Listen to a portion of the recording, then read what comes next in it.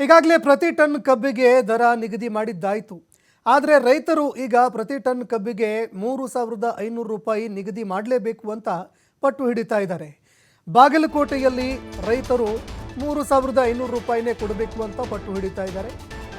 ಬಾಗಲಕೋಟೆ ಜಿಲ್ಲೆಯ ಮುಧೋಳದಲ್ಲಿ ರೈತರು ಪ್ರತಿಭಟನೆಗೆ ಮುಂದಾಗ್ತಾ ಇದ್ದಾರೆ. ಈ ಹಿನ್ನೆಲೆಯಲ್ಲಿ ಜಿಲ್ಲಾಧಿಕಾರಿ ಹಾಗೂ ಕಾರ್ಖಾನೆ ಮಾಲೀಕರ ನಡುವಿನ ಸಭೆ ಅಂತ್ಯವಾಯಿತು. ಸಭೆಯಲ್ಲಿ ಸಾಕಷ್ಟು ವಿಚಾರಗಳಿಗೆ ಸಂಬಂಧಪಟ್ಟಂತೆ ಚರ್ಚೆ ಕೂಡ ಮಾಡಲಾಯಿತು. ಇನ್ನು ಸಭೆಯಲ್ಲಿ 13 ಸಕ್ಕರೆ ಕಾರ್ಖಾನೆಗಳ ಮಾಲೀಕರು ಭಾಗಿಯಾಗಿದ್ದರು.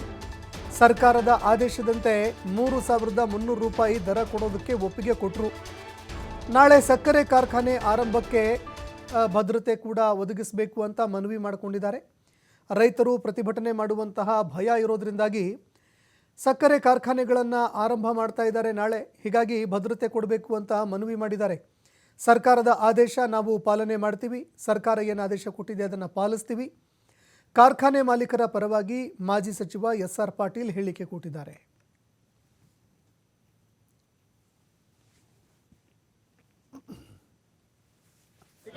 ದೇಶದ ರೈತರು ಅನ್ನ ಕೊಡುವಂತಹ ಪ್ರಭುಗಳು ಈ ರೀತಿ ಬೇಕಾಬಿಟ್ಟಿ ಉತ್ತರವನ್ನು ಕೊಡಬಾರ್ದು ಮುಖ್ಯಮಂತ್ರಿಗಳು.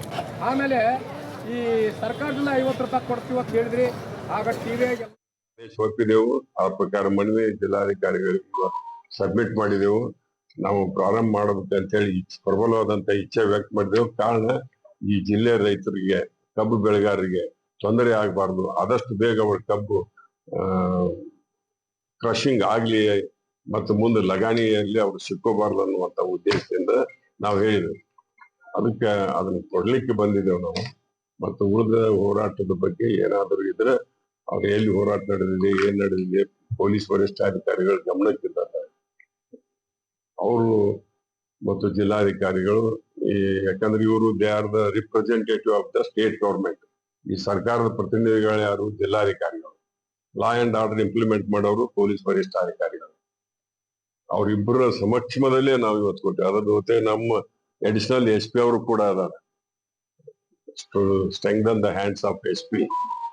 ಮತ್ತೆ ಈಗ ನಮ್ಮ ಕರ್ತವ್ಯ ನಾವು ಮಾಡಿದೆವು. Then it is left with district administration. ಅವ್ರನ್ನ ಕರ್ಕೊಂಡೋಗಿಲ್ಲ, ಇವ್ರು ಕರ್ಕೊಂಡೋಗಿಲ್ಲ, ಅವ್ರ ತಪ್ಪು ಇವ್ರ ತಪ್ಪು ನನ್ನ ಬಾಯಿಲಿಂದ ಏನು ಹೇಳಕ್ ಹೋಗ್ಬಾರ್ದ್ರಿ.